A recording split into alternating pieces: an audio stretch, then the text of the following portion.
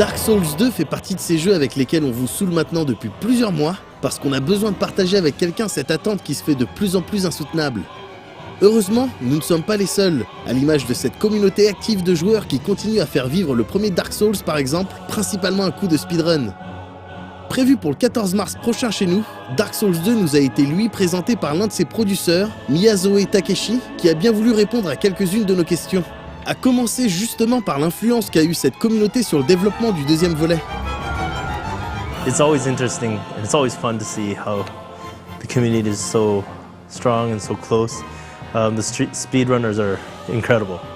But at the same time, when we do develop Dark Souls 2, we try not to let that influence us too much in terms of the game design. From Software is a company that really focuses on what kind of game they really want to create and what kind of game they feel the fans will be extremely, fun. What the fans will really have fun with. And so, the community talk is great, and we get a lot of great user feedback. But in terms of game design, From Software tries to focus really strongly on a game that they're determined to make. Lorsque Dark Souls 2 avait été révélé, on avait cru comprendre que le jeu serait plus accessible, peut-être même plus facile, histoire de toucher un public plus large. Une information qui avait été évidemment démentie par From Software, le développeur japonais ayant de suite rassuré sa fanbase quant à la conservation de cette dimension sans pitié de son titre à venir. On pourrait alors se demander si l'équipe a subi une certaine forme de pression de la part des fans hardcore, et même si elle n'a pas été tentée de rendre l'expérience Dark Souls 2 encore plus impitoyable. It wasn't that much pressure. Again, it's thanks to players like yourself who feel the sense of achievement and the satisfaction and the rewards from being able to overcome the difficulties. And I think that's what I hope that's what a lot of players from Dark Souls really experiences. You're up with a difficult and challenging task at first, but as long as you're constantly thinking, learning from your mistakes, doing a lot of trial and error, and coming up with different strategies to try and overcome the challenges, you will always feel that great satisfaction when you're able to overcome. And I think that is the core element to why players will come back to the challenges and why players enjoy playing Dark Souls and Dark Souls 2. So the reason why we tune the game so it's challenging and difficult is because we want players to feel a really high sense of achievement. Obviously if the challenges are very low and you're overcoming it, it's like, yes. But when they're very high and you overcome, it's like, yes. And that's what we're trying to go for. So we are creating a difficult and challenging game. But again, ultimately we want players to be successful. We want players to be happy when they're able to overcome.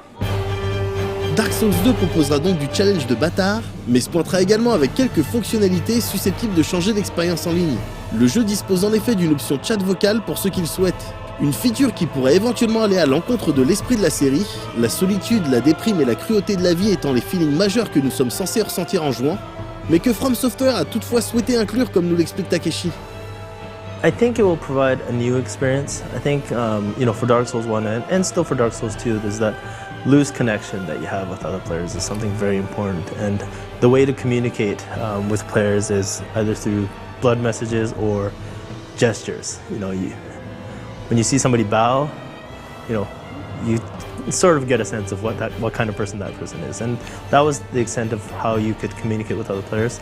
And I personally feel that, the voice chat during co-op is going to be something useful. It's going to be something useful when you're trying to come up with strategies to defeat a certain boss, I think. But at the same time, I think there will be players that will turn the voice chat function off just for that amount of solitude and just for that amount of loose connection. We're not necessarily encouraging one or the other.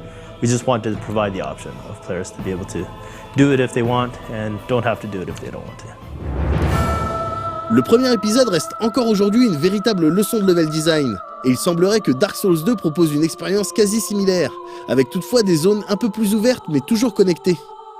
Le système de Covenant, qui fait un peu office d'alignement dans le jeu, a lui aussi fait l'objet d'affinements et d'améliorations, influant de manière un peu plus claire sur l'expérience online du joueur. Ce qui ne changera pas en revanche, c'est cette manière bien particulière de raconter une histoire. Definitely. The storytelling methodology for Dark Souls 2 will be very similar to Dark Souls 1. What we want players to do is understand that they're in this world as accursed, and they're looking for the cure to this curse. But throughout the game, we want players to speak with NPCs, read item descriptions, and sort of role-play to piece together their own story. And in that sense, there's going to be a lot of mystery, but there's going to be a lot of discoveries for players who play through the world. On espère effectivement avoir beaucoup de choses à découvrir et sur lesquelles se faire plaisir, et on vous donne évidemment rendez-vous dans un prochain EXP pour une critique dans les normes en vigueur européenne de Dark Souls 2.